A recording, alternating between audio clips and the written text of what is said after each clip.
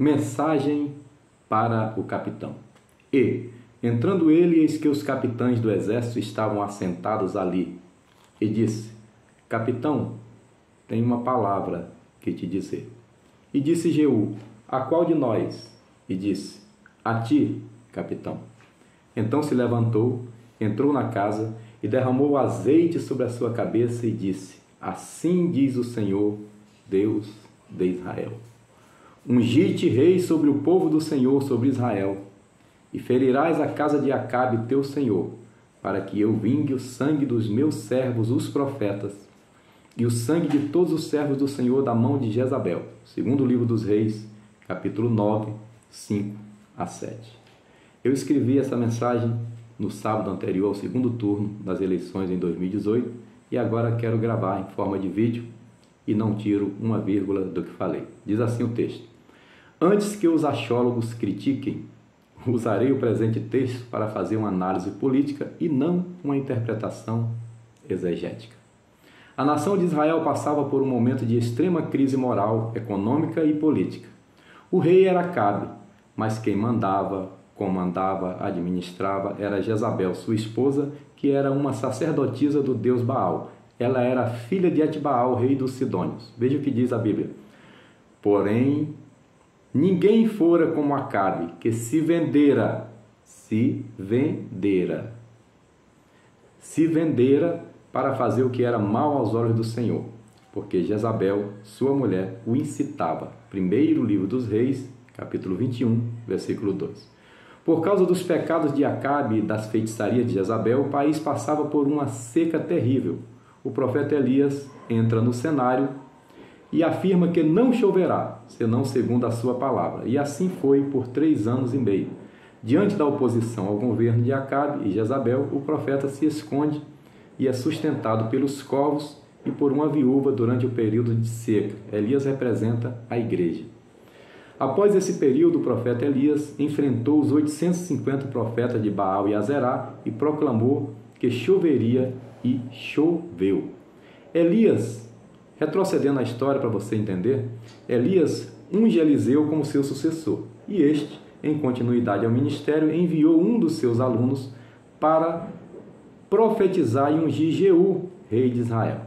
Jeú faz uma reforma política e religiosa, pois o Estado era teocrático e Jezabel havia contratado, preste atenção, sacerdotes para promover o culto a Baal. E esses sacerdotes de Baal e Azerá comiam na mesa de Jezabel, ou seja, eram sustentados pelo Estado.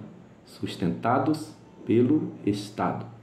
Nesse momento, nesse ponto da história, começa a ter muita semelhança com a situação política do Brasil. Vivemos 14 anos de PT, onde em boa parte desse período alguém estava no trono, mas quem comandava mesmo estava de fora. Nesse período, os militantes e sindicalistas, que eu comparo aqui aos sacerdotes de Jezabel, comeram da mesa do rei, beberam, receberam benefícios os mais diversos, verbas públicas para levarem à frente suas ideologias nefastas e projetos de poder. Dinheiro público que deveria ser usado na saúde, na moradia, no combate à fome, sendo usado em exposições de artes imorais. Milhões escoados através da Lei Rouanet e outros esquemas que a Lava Jato investigou e prendeu muita gente.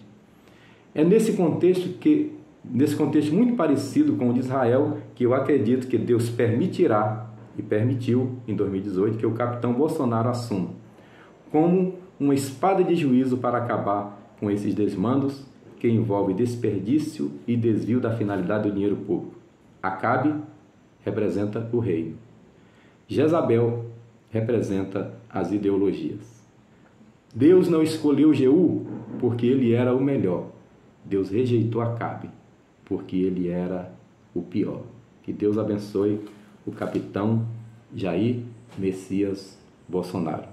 Eu quero concluir dizendo a você, meu irmão, minha irmã, meu amigo, cidadão de bem, que nós não podemos admitir que o concorrente desse grande homem, desse verdadeiro patriota, seja alguém que, segundo os melhores juristas, é simplesmente um descondenado, alguém que deve muitas explicações ainda à justiça, alguém que só está concorrendo por causa de uma manobra jurídica e todos sabem disso.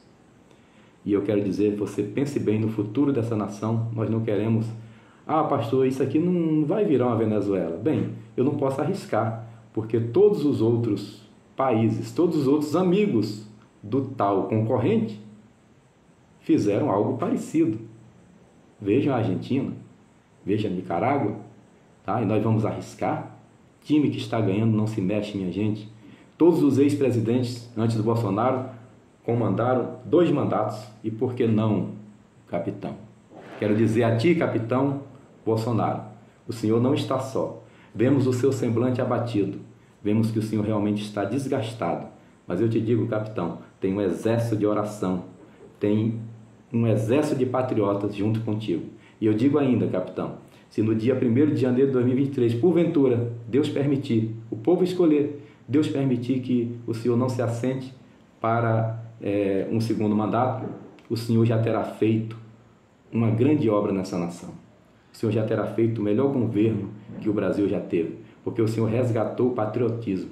Hoje tem jovens mais interessados no horário do debate e nas eleições do que na Copa do Mundo.